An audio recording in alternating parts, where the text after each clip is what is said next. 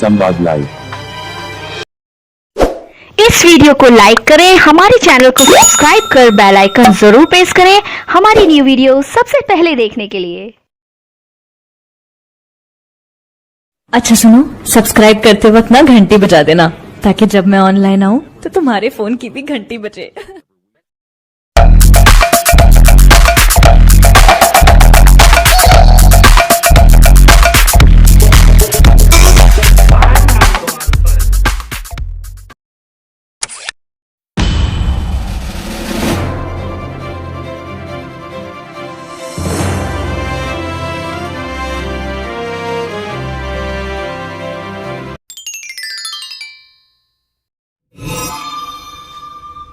राज्य का नाम उत्तराखंड, पूर्व नाम था उत्तरांचल।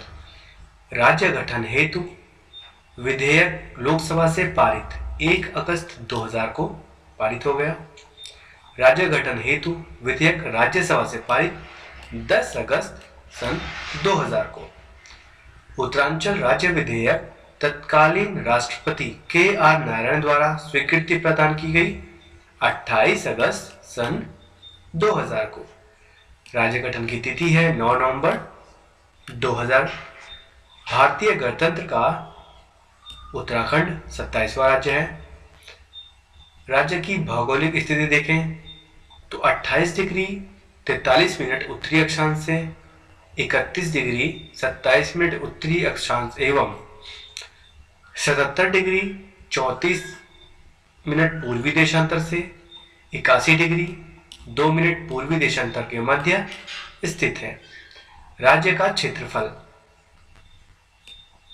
53,483 वर्ग किलोमीटर क्षेत्रफल है। देश के क्षेत्रफल का 1.63%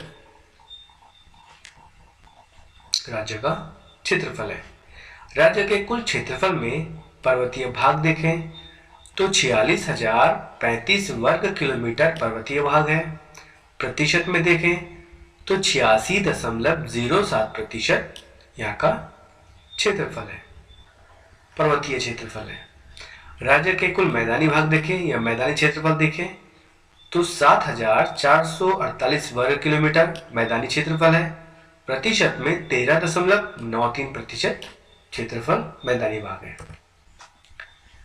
उत्तर से दक्षिण में विस्तार देखें तो 320 किलोमीटर का है। पूर्व से पश्चिम में विस्तार देखा जाए तो 358 किलोमीटर का है। राज्य की सीमा से लगे कुछ राज्य, 2 राज्य हैं। पहला है हिमाचल प्रदेश जो कि पश्चिम से लगा हुआ है। दूसरा है उत्तर प्रदेश जिसकी सीमा दक्षिण पश्चिम, दक्षिण तथा दक्षिण पूर्व में स्थित है। राज्य की सीमा से लगे देश देखें तो 2 ही देश हैं, पूर्व में नेपाल और उत्तर में तिब्बत अर्थात चीन है। राजकीय चिन्ह देखा जाए, एक गोलाकार मुद्रा में 3 पर्वत चोटियां और उसके नीचे गंगा की 4 लहरें अंकित है। बीच की चोटी में अशोक का ललाट अंकित किया गया है और इसके नीचे लिखा गया है सत्यमेव जयते। राजकीय पुष्प देखें तो ब्रह्मकमल राजकीय पुष्प है जिसे स्थानीय नाम है कौनपद। ब्रह्मकमल का जो वैज्ञानिक नाम है वो है सोसिरिया अबेलिटा। राजकीय वृक्ष देखें तो बुरांस राजकीय वृक्ष है। राजकीय पशु कस्तूरी मृग जिसे हिमालयन मस्कट डियर भी कहा जाता है। राजकीय पक्षी मोनाल, हिमालय का मयूर भी कहा जाता है। राजकीय खेल फुटबॉल। राजकीय गीत है उत्तराखंड देवभूमि मातृभूमि शत शत वंदन, यह लिखा गया है हेमंत बिष्ट द्वारा। राजकीय तितली है कॉमन पिकअप, 2016 में इसे घोषित किया गया है। राजकीय भाषा प्रथम है हिंदी और दूसरी है संस्कृत। संस्कृत को 2010 के बाद द्वितीय राजकीय भाषा का दर्जा प्राप्त है। राज्य की विधायिका 1 सदनीय है। राज्य गठन से पूर्व इस क्षेत्र में कुल विधानसभा सीटें 22 थी। विधानसभा सदस्यों की संख्या 71 है जिसमें 70 निर्वाचित हैं और 1 मनोनीत है। विधानसभा में अनुसूचित जाति के सदस्यों की संख्या है 13। विधानसभा में अनुसूचित जनजाति के सदस्यों की संख्या है 2। लोकसभा के सदस्यों की संख्या 5 है और राज्यसभा की सीटें हैं 3। लोकसभा में 5, राज्यसभा में 3। मैदानी क्षेत्रों की अपेक्षा पर्वतीय क्षेत्रों का विकास कठिन है क्योंकि इन क्षेत्रों की भौगोलिक, आर्थिक, सांस्कृतिक व सामाजिक संरचना मैदानी क्षेत्रों से भिन्न होती है, जिस कारण धीरे धीरे पर्वतीय राज्यों की अवधारणा का जन्म हुआ और वर्ष 2000 में 11वें पर्वतीय हिमालयी राज्य एवं भारतीय गणतंत्र के 27वें राज्य के रूप में उत्तराखंड का गठन किया गया। तो उत्तराखंड की कुछ प्रमुख भौगोलिक विशेषताएं जो कि निम्नलिखित है। पहली बात तो राज्य का जो आकार है वो लगभग आयताकार है। आप देख सकते हैं उत्तराखंड का जो आकार है ये आयताकार है। पूर्व से पश्चिम में राज्य का विस्तार लगभग 358 किलोमीटर, पूर्व से पश्चिम में 358 किलोमीटर और उत्तर से दक्षिण में इसका विस्तार लगभग 300, ये आपका उत्तर से दक्षिण हो जाएगा, 320 किलोमीटर उत्तर से दक्षिण में राज्य का विस्तार है।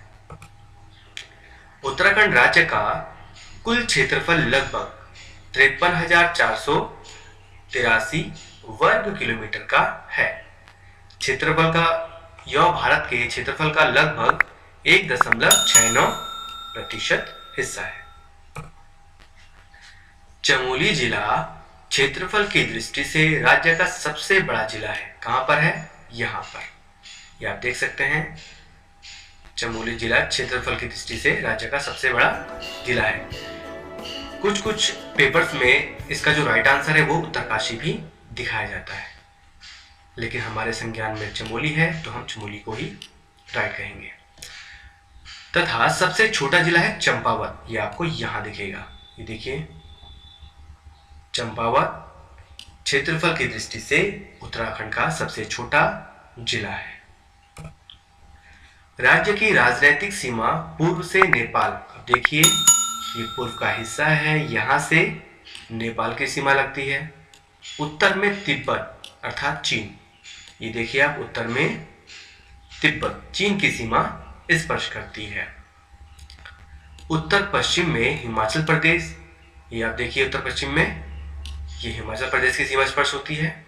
वहीं दक्षिण में उत्तर प्रदेश की सीमा लगती है, ये आपका दक्षिण हिस्सा है, यहां से आपका यूपी की सीमा लगती है। राज्य की प्राकृतिक सीमा में पूर्व में काली नदी कहां मिलेगी आपको? ये देखिए आप, ये आपका काली नदी है पूर्व में जो कि प्राकृतिक सीमा बनाती है। वहीं पश्चिम में टॉन्स नदी, ये देखिए ये आपका टॉन्स नदी है जो कि पश्चिम में सीमा बनाती है। वहीं उत्तर में वृहद हिमालय, ये देखिए आप, ये आपका हिमालय है, उत्तर में वृहद हिमालय प्राकृतिक सीमा को बनाता है। वहीं दक्षिण पश्चिम में शिवालिक श्रेणियां जो कि यहां पर है, ये देखिए ये प्राकृतिक सीमा को बनाती है। राज्य की अंतर्राष्ट्रीय सीमा पूर्व और उत्तरी क्षेत्र में है। अगर हम अंतर्राष्ट्रीय सीमा की बात करें तो पूर्व में नेपाल है और उत्तर में चाइना है। तो पूर्व और उत्तर में ही उत्तराखंड की अंतर्राष्ट्रीय सीमा मौजूद है, जिसमें आपका उत्तर में है चाइना, पूर्व में है नेपाल। अन्य राज्यों एवं देशों से उत्तराखंड के जिलों की सीमाएं लगती हैं, जिनका विवरण निम्नलिखित है। पहला है नेपाल। नेपाल आपका यहाँ पर, ये हिस्सा नेपाल का है। तो कौन कौन से जिले स्पर्श करते हैं नेपाल को? पहला है पिथौरागढ़ जो कि आपको यहाँ नजर आएगा, ये आपका पिथौरागढ़ हो जाएगा। दूसरा है चंपावत जो कि मैंने आपको बताया था उत्तराखंड का सबसे छोटा जिला है क्षेत्रफल के आधार पे। और तीसरा है उधम सिंह नगर जो कि यहाँ पर, इसकी सीमा भी नेपाल को स्पर्श करती है। तो टोटल 3 ऐसे जिले हैं जिनकी सीमा नेपाल को स्पर्श करती है पूर्वी हिस्से में। अगला है चीन से। चीन आपका ये वाला हिस्सा चीन का है, जिसमें पहला है उत्तरकाशी जो कि यहाँ पर हो जाएगा आपका, की सीमा चीन को स्पर्श करती है। दूसरा है चमोली, आप देख सकते हैं ये चमोली की सीमा है जो कि चाइना को स्पर्श करती है। और तीसरा है पिथौरागढ़ जो कि यहाँ पर है। पिथौरागढ़ की सीमा भी आपका चाइना को स्पर्श करती है। तो यहाँ भी 3 ऐसे जिले हैं जिनकी सीमा चाइना को स्पर्श करती है। अगला है उत्तर प्रदेश से।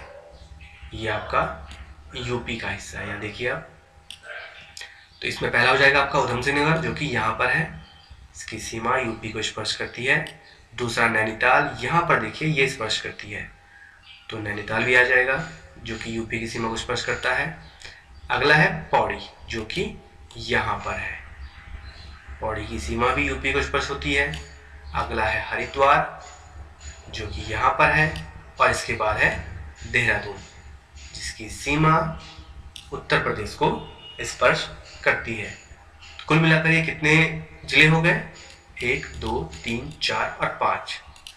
तो 5 ऐसे जिले हैं जिनकी सीमा उत्तर प्रदेश को स्पर्श करती है। अगला है हिमाचल प्रदेश जो कि आपका यहाँ पर है।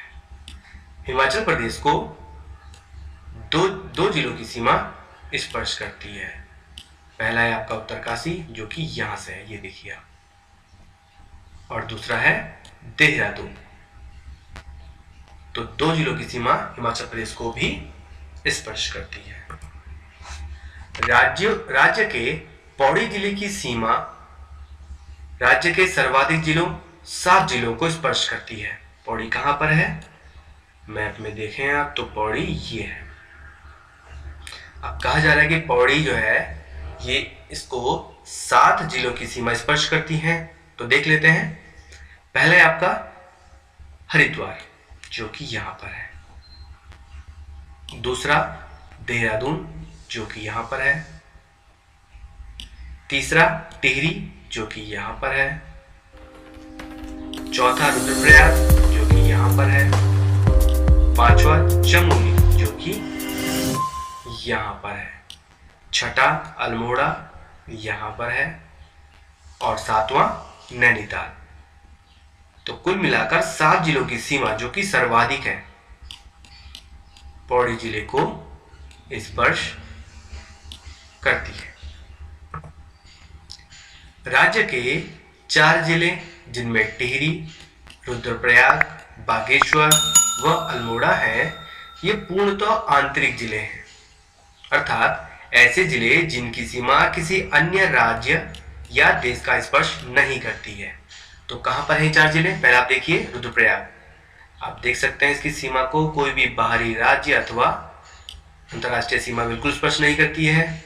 दूसरा है टिहरी, ये देखिए आंतरिक जिला है पूर्णतः।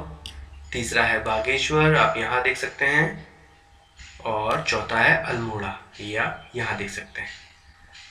तो ये पूर्णतः आंतरिक जिले हैं जिनकी सीमा किसी भी बाहरी राज्य अथवा देश को स्पर्श नहीं करती है। सबसे लंबी अंतर्राष्ट्रीय सीमा वाला जिला पिथौरागढ़ है।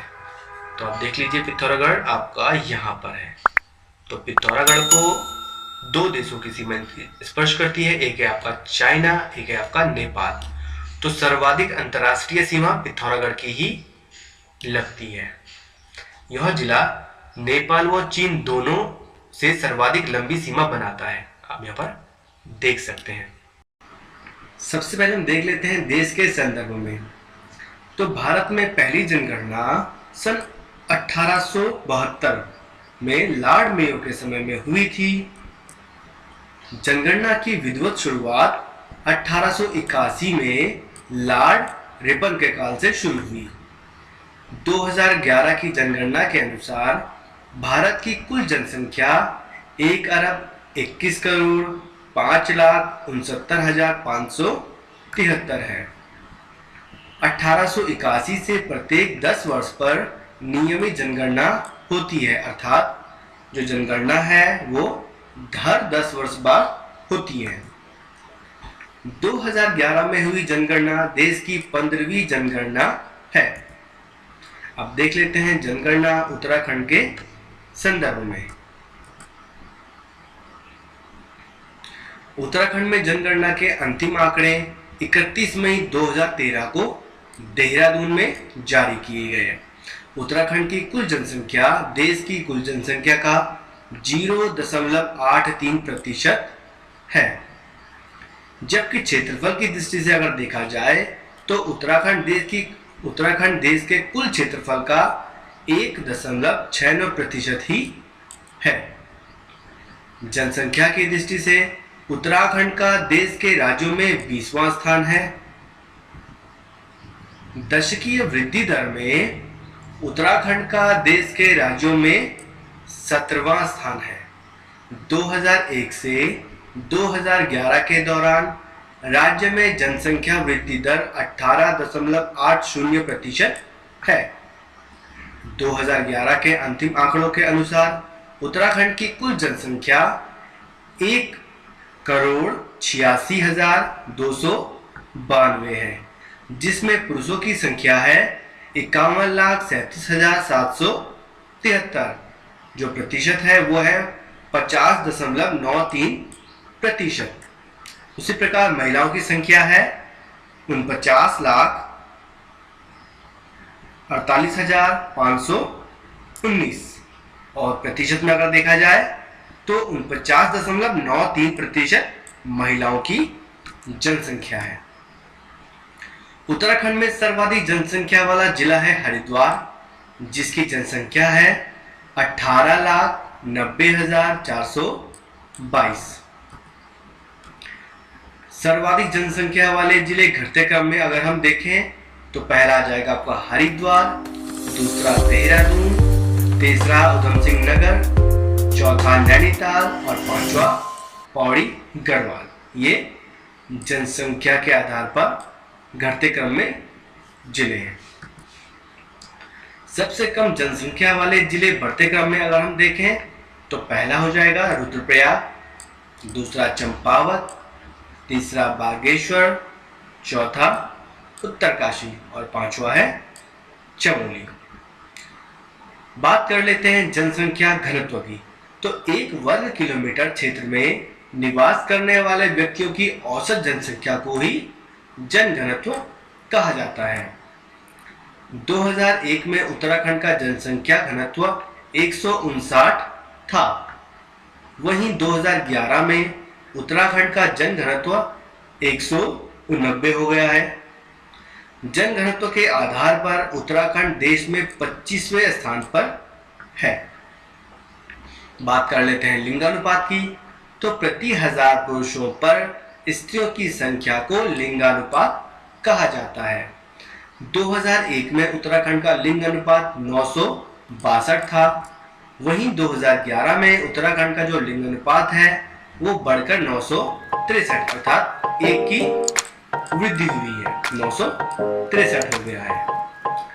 देश में लिंगानुपात के आधार पर राज्य का स्थान 13वां है। राज्य में सर्वाधिक लिंगानुपात वाला जिला है अल्मोड़ा, जहां पर 1139 महिलाएं हैं प्रति 1000 पुरुषों पर। वही राज्य में सबसे कम लिंगानुपात देखा जाए तो हरिद्वार, मात्र 880 महिलाएं ही प्रति 1000 पुरुषों पर हैं। बात कर लेते हैं साक्षरता की। तो 2011 के आंकड़ों के अनुसार उत्तराखंड की औसत साक्षरता दर 78.82% है, जिसमें कि पुरुष साक्षरता है 87.40% और महिला साक्षरता है 70.0%। उत्तराखंड का औसत साक्षरता की दृष्टि से देश में स्थान 17वां। सर्वाधिक महिला साक्षरता देहरादून में है 78.54% तथा सबसे कम महिला साक्षरता उत्तरकाशी में है 62.35। वन्य जीव संरक्षण अधिनियम 72 की धारा 6 में वन्य जीव प्रबंधन के साथ साथ जनमानस की आकांक्षाओं एवं अभिरुचि को जोड़ने के उद्देश्य से राज्य वन्य जीव बोर्ड के गठन की व्यवस्था है। वन्य जीव विहार वन्य जीवों के संरक्षण के लिए बनाए जाते हैं। उत्तराखंड में कुल 7 वन्य जीव विहार स्थित हैं। सर्वाधिक वन्य जीव विहार राज्य के गढ़वाल मंडल में स्थित है। तो दोस्तों ये हमने सारणी बनाई है। इस सारणी में जो 7 वन्य जीव विहार हैं सभी को दर्शाया गया है, तो आपको ये याद रखने हैं। हम आपको यहाँ पर कुछ मुख्य बिंदु इस सारणी में बता देते हैं। तो सबसे पहला जो मुख्य बिंदु है वो ये है, राज्य का सबसे पुराना वन्य जीव विहार जो है वो गोविंद वन्य जीव विहार है। इसकी स्थापना 1955 में हुई थी। इसका जो क्षेत्रफल है वो 485 वर्ग किलोमीटर है और यह स्थित है आपका उत्तरकाशी जनपद में। दूसरा बिंदु है, क्षेत्रफल के आधार पर राज्य का सबसे बड़ा वन्यजीव विहार केदारनाथ वन्यजीव विहार है। क्षेत्रफल आप देखेंगे तो 957 वर्ग किलोमीटर है। इसकी जो स्थापना है ये 1952 में हुई थी और यह रुद्रप्रयाग व चमोली जनपद में स्थित है। तीसरा बिंदु है, क्षेत्रफल के आधार पर राज्य का सबसे छोटा वन्यजीव विहार है मसूरी वन्यजीव विहार। इसका जो क्षेत्रफल है ये 11 वर्ग किलोमीटर का है। इसकी स्थापना 1993 में हुई है और यह देहरादून में स्थित है। और आखिरी पॉइंट है हमारा, राज्य का सबसे नया वन्यजीव विहार नंदौर वन्यजीव विहार है। इसकी स्थापना 2012 में हुई है। इसका जो क्षेत्रफल है ये 270 वर्ग किलोमीटर का है और यह जो वन्यजीव विहार है यह नैनीताल तथा चंपावत जनपद में विस्तृत है। उत्तराखंड एक जल संसाधन संपन्न राज्य है। यहाँ की नदियों का जो प्रवाह है वो दक्षिण पूर्व दिशा में है। यद्यपि राज्य की सभी नदियां संपूर्ण भारत के संदर्भ में गंगा नदी तंत्र की अंग हैं, लेकिन राज्य के संदर्भ में यहाँ छोटी बड़ी कई नदियां तंत्र हैं। तो जो 3 नदी तंत्रों की मैं बात कर रहा था उनमें प्रथम है गंगा नदी तंत्र, द्वितीय है यमुना नदी तंत्र और तीसरा है काली नदी तंत्र। ठीक है, तो आज हम अध्ययन करने वाले हैं गंगा नदी तंत्र की। ठीक है दोस्तों, चलिए आगे। तो देखें, गंगा नदी तंत्र 2 नदी उपतंत्र से बना है। पहला है भागीरथी और दूसरा है अलकनंदा। तो देख लें, तो आप यहाँ पर देख सकते हैं भागीरथी नदी इस तरफ से आपकी यहाँ पर आएगी और ये आपकी अलकनंदा नदी है। इन दोनों का जो संगम है ये होता है देवप्रयाग में। और जो भागीरथी नदी है इसमें इसकी जो सहायक नदी वो है भिलंगना नदी और ये आकर के मिल जाती है भागीरथी में और ये संगम है ये केशवप्रयाग में होता है। ठीक है दोस्तों, जान लेते हैं भागीरथी नदी तंत्र। तो देखें, भागीरथी नदी उत्तरकाशी जनपद के गंगोत्री से 19 किलोमीटर गोमुख नामक स्थान से निकलती है। गंगोत्री से देवप्रयाग तक की कुल लंबाई 205 किलोमीटर की है। गढ़वाल क्षेत्र में भागीरथी नदी को सास के नाम से जाना जाता है। भागीरथी की प्रमुख सहायक नदियों में रुद्रगंगा, जाड़गंगा, मिलनगंगा, केदारगंगा आदि हैं। भिलंगना नदी इसकी सहायक नदी है, यह खटलिंग ग्लेशियर से निकलती है। तो अब हम मैप के द्वारा समझ लेते हैं किस प्रकार से होगा। अभी आप यहाँ पर थोड़ा भिलंगना नदी के बारे में भी जान लें थोड़ा सा एक बार। भिलंगना नदी की प्रमुख सहायक नदी में दूधगंगा और बालगंगा है। भागीरथी व भिलंगना का संगम स्थल गणेश प्रयाग में है और भागीरथी व अलकनंदा का जो संगम है यह देवप्रयाग में होता है। तो चलिए अब मैं देख लेते हैं यहाँ पर। तो सबसे पहले भागीरथी जो नदी है आप यहाँ पर देख सकते हैं, इसका जो उद्गम स्थल है वो है गोमुख। गोमुख से निकलते हुए सबसे पहले इसमें आती है रुद्रगंगा और आकर के मिल जाती है। इसके बाद आती है इसमें मिलम गंगा, ये निकलती है मिलम ग्लेशियर से।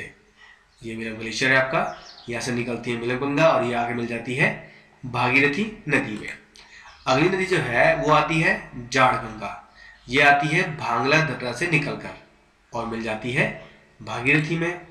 इसके बाद इसमें शामिल होती है केदार गंगा, और जहां पर ये संगम होता है उसे कहा जाता है बूढ़ा केदार, अर्थात कि केदार गंगा और भागीरथी नदी का जो संगम स्थल है वो है बूढ़ा केदार। इसके बाद इसमें आती है असीम गंगा। ये आती है डोडी ताल से। ठीक है दोस्तों, अब बात कर लेते हैं भिलंगना नदी की। ये तो भागीरथी नदी तंत्र हो गया। भिलंगना हम देखें तो भिलंगना जो नदी है यह निकलती है खतलिंग ग्लेशियर से। इसके बाद इसमें ऐड होती है धर्मगंगा, दूध गंगा और बाल गंगा। ये नदियां यहाँ पर क्या होती है, इसमें शामिल हो जाती है। इसके बाद भागीरथी और भिलंगना, इन दोनों का जो संगम है ये होता है केशव प्रयाग में। आगे देखें, अब बात कर लेते हैं अलकनंदा नदी तंत्र की। तो देखें, सबसे पहले आप देख सकते हैं ये अलकनंदा नदी है। इसका जो उद्गम स्थल है वो है सतोपंथ। अलकनंदा नदी निकलती है सतोपंथ से। सतोपंथ से निकलने के बाद इसमें जो सबसे पहली नदी ऐड होती है वो होती है लक्ष्मण गंगा। इसके बाद आती है सरस्वती नदी। इसके बाद इसमें आती है धौली गंगा। इसके बाद नंदाकिनी। इसके बाद पिंडर नदी। इसके बाद मंदाकिनी नदी, और मंदाकिनी की एक सहायक नदी है सोनगंगा, ये इसमें ऐड हो जाती है। तो अब हम देखें कि भाई इनके संगम पर कौन कौन से स्थान हैं। तो अलकनंदा और लक्ष्मण गंगा, इन दोनों के संगम पर है सोनप्रयाग। ठीक है, अलकनंदा और सरस्वती नदी का संगम पर है केशव प्रयाग। अलकनंदा और धौली गंगा के संगम पर है विष्णु प्रयाग। अलकनंदा और नंदाकिनी के संगम पर है नंद प्रयाग। अलकनंदा और पिंडर नदी के संगम पर है कंड प्रयाग। इसी प्रकार से मंदाकिनी और सोनगंगा, क्योंकि मैंने आपको बताया था कि इसकी सहायक नदी है, तो इन दोनों के संगम पर स्थित है सोनप्रयाग। और अलकनंदा और मंदाकिनी ये दोनों मिलती हैं रुद्रप्रयाग में। इसके बाद ये पहुंच जाती है देवप्रयाग। आगे देखें, नदियों का संगम स्थल और उद्गम स्थल तो देख लेते हैं। अलकनंदा नदी का उद्गम स्थल चमोली के सतोपंथ से होता है। सतोपंथ से देवप्रयाग तक की कुल लंबाई 195 किलोमीटर की है। गढ़वाल क्षेत्र में बहू के नाम से जानी जाती है अलकनंदा नदी। सरस्वती व अलकनंदा का संगम स्थल केशव प्रयाग में है। धौली गंगा व अलकनंदा नदी का संगम स्थल विष्णुप्रयाग में है। पिंडर व अलकनंदा का संगम स्थल कर्णप्रयाग में है। अलकनंदा व मंदाकिनी का संगम स्थल रुद्रप्रयाग में है। अलकनंदा की सहायक नदियों में हम देखें तो वसुधारा, कंचनगंगा, क्षीरगंगा, विरही गंगा और गरुड़ गंगा प्रमुख है। गंगा नदी तंत्र की हम बात करें तो देख लेते हैं, ये आपकी गंगा नदी है। ये जो गंगा नदी है ये दो नदियों के मिलने से बनी है। एक तो है आपका भागीरथी और दूसरा है अलकनंदा। भागीरथी की एक नदी और है भिलंगना, मैं आपको पहले बता चुका हूं, इसलिए मैंने यहाँ पर नहीं लिखा है। तो अब यहाँ पर जो ये नदियां हैं इन दोनों का जो संगम स्थल है वो है देवप्रयाग में। तो देवप्रयाग से आगे जाने हम। इसके बाद देवप्रयाग के बाद इसमें ऐड हो जाती है पश्चिमी नायर, और पश्चिमी नायर की प्रमुख सहायक नदी है पूर्वी नायर। तो ये नायर नदी है जो शामिल होती है गंगा में। पश्चिमी नायर और पूर्वी नायर दोनों का जो संगम है ये सतपुली में होता है, और इसके बाद जो नायर नदी है वो आके मिल जाती है ब्यास घाटी अर्थात फूलचट्टी में आकर के ये गंगा नदी में मिल जाती है। इसके बाद इसमें ऐड होती है चंद्रभागा जिसका संगम स्थल है ऋषिकेश। इसके बाद आती है इसमें रिस्पना नदी, आती है इसमें सौंग नदी। ठीक है, इसी की सहायक नदी है रिस्पना, सिसवा और बिंदा। ये तीन नदियां जो हैं ये मिलकर के सौंग नदी को बनाती हैं, और इसके बाद ये मिल जाती है कहां पर आकर के रायवाला में। का जो संगम है ये रायवाला में होता है। इसके बाद इसमें ऐड होती है रतमऊ नदी, और यहां से सोलानी नदी इसमें आकर के ऐड हो जाती है। तो आखिर में गंगा नदी आकर बन जाती है, कहां मिल जाती है हरिद्वार में। ये इसका आखिरी संगम हो जाएगा। गंगा को राष्ट्रीय नदी घोषित किया गया 4 नवंबर 2008 को। गंगा नदी अंतिम रूप से मेघना के नाम से बंगाल की खाड़ी में गिरती है। गंगा की कुल लंबाई 2525 किलोमीटर की है। गंगा नदी भारत के 5 राज्यों उत्तर प्रदेश, उत्तराखंड, बिहार, झारखंड, पश्चिम बंगाल को स्पर्श करती है। सबसे पहले हम जान लेते ग्लेशियर होता क्या है। तो देखें, हिमानी या हिमनद पृथ्वी की सतह पर विशाल आकार की गतिशील बर्फ राशि को कहते हैं, जो अपने भार के कारण पर्वतीय ढालों का अनुसरण करते हुए नीचे की ओर प्रवाहमान होती है। अर्थात मतलब बर्फ के इतने बड़े विशाल खंड होते हैं जो कि पर्वतों पर जमे होते हैं और धीरे धीरे खिसकते रहते हैं। इनके उपनाम भी हैं, जैसे हिमनद, हिमानिया, बर्फ की नदी या बमक आदि। इन ग्लेशियर को इन नामों से पुकारा जाता है। आप यहाँ पर ग्लेशियर की पिक्चर देख सकते हैं। ग्लेशियर किस प्रकार का होता है, तो आप देखिए यहाँ पर आपको दिख जाएगा कि ग्लेशियर किस प्रकार के दिखते हैं। तो शुरुआत करते हैं उत्तरकाशी जनपद से। तो देख लेते हैं उत्तरकाशी में पड़ने वाले जो ग्लेशियर है उनमें है गोमुख ग्लेशियर, गंगोत्री ग्लेशियर। जो गंगोत्री ग्लेशियर है यह उत्तराखंड का सबसे बड़ा ग्लेशियर है। डोरियानी ग्लेशियर, यमुनोत्री ग्लेशियर और बंदरपूछ ग्लेशियर, ये ग्लेशियर थे उत्तरकाशी के। अब देख लेते हैं चमोली में स्थित प्रमुख ग्लेशियर। तो ये आपका उत्तराखंड के मैप में चमोली जनपद आप देख सकते हैं। तो ग्लेशियर देखें कौन कौन से हैं यहाँ पर। सतोपंथ व Bhagirathi glacier, number 1 Dunagiri glacier, Tipri Bamak glacier, Badrinath glacier. तो ये जितने भी ग्लेशियर थे ये सारे स्थित हैं चमोली जनपद में। तो दोस्तों आपको याद करने हैं। उत्तराखंड की आने वाली आगामी परीक्षाओं में जरूर पूछे जाते हैं ग्लेशियर से, क्वेश्चन तो बनता ही है लगभग। पिथौरागढ़ जनपद पर देखें ग्लेशियर कौन कौन से हैं। उत्तराखंड के मैप में आप देख सकते हैं पिथौरागढ़ के लोकेशन को। तो इसमें पड़ता है पहला रालम ग्लेशियर, दूसरा मिलम ग्लेशियर। जो मिलम ग्लेशियर है यह कुमाऊं का सबसे बड़ा ग्लेशियर है। तीसरा हो जाएगा नामिक ग्लेशियर, चौथा पोटिंग ग्लेशियर, पांचवा पिनौरा ग्लेशियर, छठा काली ग्लेशियर और आखिरी है हीरामणि ग्लेशियर। तो कितने हो गए ये 7, टोटल 7 ग्लेशियर आपके पाए जाते हैं। कहां पर, पिथौरागढ़ जनपद में। आगे देखें बागेश्वर में पाए जाने वाले ग्लेशियर।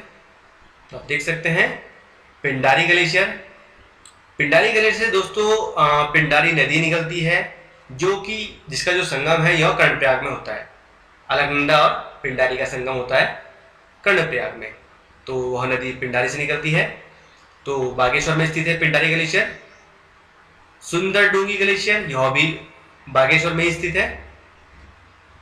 तीसरा है कफनी ग्लेशियर, बागेश्वर में ही स्थित है। और चौथा है मैकतौली ग्लेशियर, बागेश्वर में स्थित है। पांचवा है सुखराम ग्लेशियर, यह भी बागेश्वर में स्थित है। देख लेते हैं टिहरी जनपद में स्थित ग्लेशियर। तो टिहरी में ज्यादा ग्लेशियर नहीं है। अब देख सकते हैं एक ही ग्लेशियर यहाँ पर है, वो है खतलिंग ग्लेशियर। जो खतलिंग ग्लेशियर है यह टिहरी व रुद्रप्रयाग दोनों के मध्य पड़ता है, लेकिन इसका जो नाम है यह टिहरी जनपद में ही आता है। देख लेते हैं रुद्रप्रयाग। तो रुद्रप्रयाग में पड़ने वाले ग्लेशियर में हो जाएगा चौराबाड़ी ग्लेशियर और केदारनाथ ग्लेशियर। इस वीडियो को अपने दोस्तों के साथ जरूर शेयर कीजिएगा और इस वीडियो में कमेंट करके हमें लाजमी तौर पर बताइएगा कि आने वाले वक्त में आप किस तरह की वीडियोस देखना पसंद करते हैं। और अगर आपने अभी तक हमारा चैनल सब्सक्राइब नहीं किया तो फौरन सब्सक्राइब कीजिए, साथ ही बेल आइकॉन पर क्लिक करें ताकि मजीद आने वाली वीडियो जहां वक्तन फवक्तन आपके लिए इस चैनल पर अपलोड करते हैं वो आपको वक्त पर मिलती रहे और आप उनसे मुस्तफीद होते रहें। अगली वीडियो तक हमें दीजिए इजाजत, अपना ख्याल रखिएगा। ताज़ा तरीन अपलोड्स की नोटिफिकेशन हासिल करने के लिए हमारे चैनल को सब्सक्राइब करें और साथ में दिए गए घंटी के निशान को दबाना ना भूलें।